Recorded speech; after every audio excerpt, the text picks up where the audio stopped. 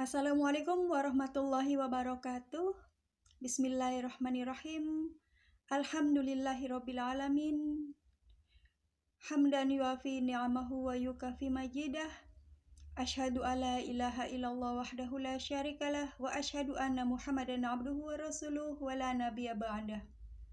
Allahumma sholli ala sayyidina Muhammad wa ala ali sayyidina Muhammad wa salim wa barik alaihi.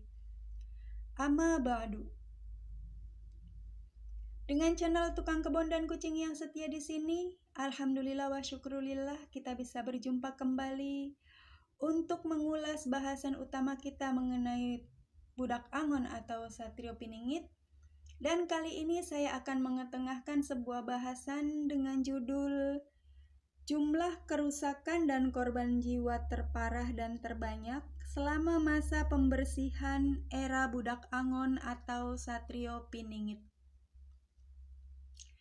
Agaknya saat ini, yaitu semenjak tanda-tanda kemunculan sosok budak angon atau Satrio Piningit ini sudah mulai semakin nyata terlihat sampai dengan nanti masa berdirinya kepemimpinan beliau sang budak angon atau Satrio Piningit sebagai sosok Ratu Adil, kita sudah mulai bisa menyebut masa-masa ini sebagai era budak angon atau Satrio Piningit. Dan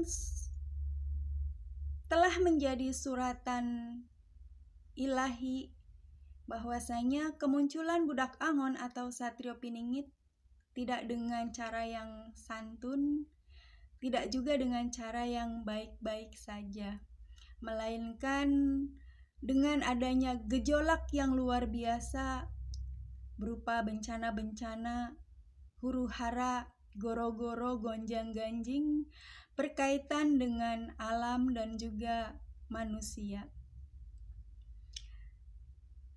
Dan belakangan ini kita telah mengamati dari sisi alam dan juga dari sisi kemanusiaan, suhunya sudah semakin memanas. Bencana alam yang tidak biasa, tidak seperti yang dulu-dulu kita pernah alami dan kita pernah rasakan, sekarang bermunculan. Ditambah dengan bencana baru yaitu bencana kemanusiaan, yang dulu mungkin pernah ada demonstrasi tetapi kecil saja dan terbatas saja, dan kalaupun ukurannya itu skalanya nasional atau skalanya besar, tetapi tidak separah dan tidak menggerakkan seluruh lini kehidupan masyarakat Indonesia dari akar rumput sampai dengan kaum elit. Belakangan, hal-hal itu kebalikan dari yang dulu, di mana alam geliatnya semakin luar biasa di dalam menimbulkan bencana-bencana, mulai dari tanah bergerak, tanah longsor, banjir, gunung meletus, kebakaran, dan lain-lainnya. Termasuk di dalamnya tsunami. Sejak 2004 sudah berapa kali terjadi tsunami di Indonesia. Dan juga bencana kemanusiaan, baik itu berupa pembunuhan massal dikarenakan kepentingan-kepentingan politik, terutama yang muncul manakala pemilu akan dilaksanakan, yang mana korbannya berasal dari golongan politik maupun orang-orang yang terlibat di dalam kegiatan kepemiluan. Juga ditambah dengan demonstrasi atau unjuk rasa yang dilakukan oleh rakyat. Sehingga nanti di hadapan kita ini dalam waktu yang kalau kita lihat gejalanya sekarang kemungkinan sangat dekat, bencana-bencana tersebut akan semakin mengerucut, akan semakin memuncak, dan menimbulkan banyak korban berupa korban harta dan juga korban jiwa, kerusakan lingkungan dan juga kerusakan kemanusiaan.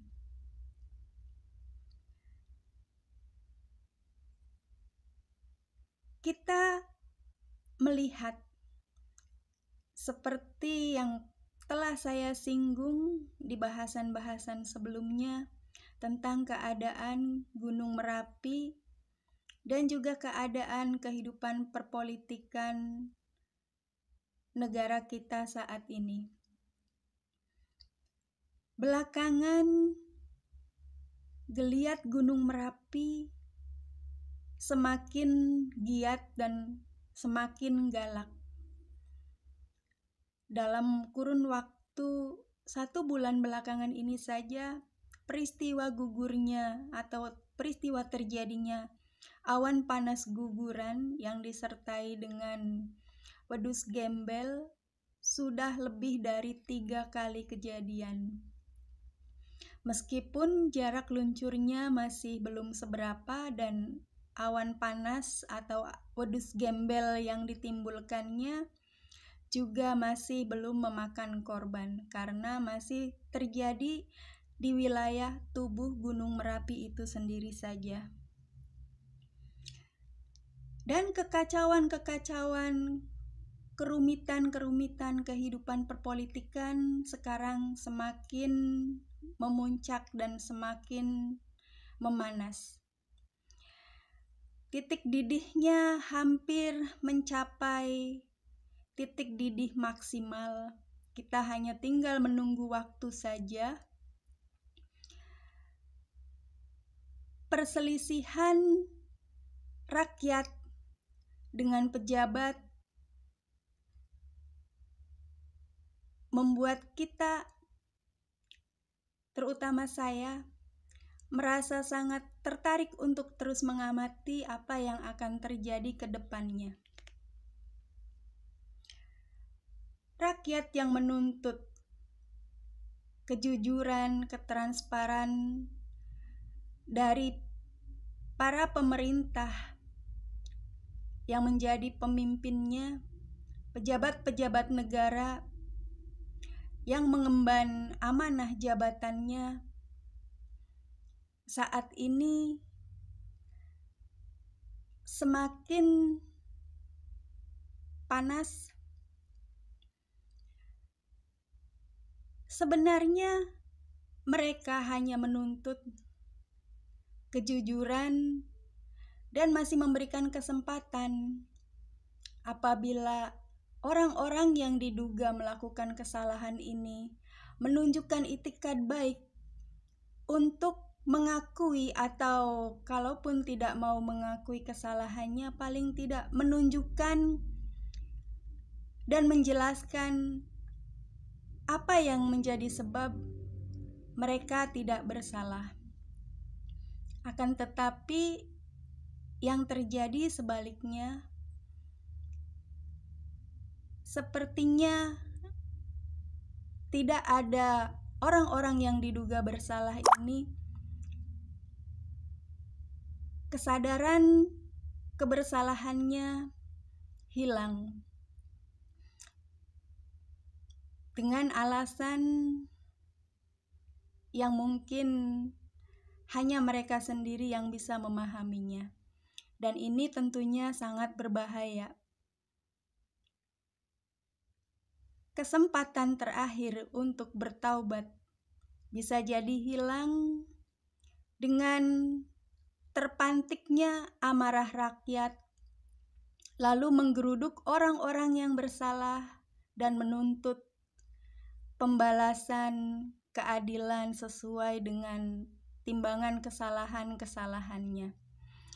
Di masa itulah kemudian bencana-bencana ini akan datang bertubi-tubi, silih berganti.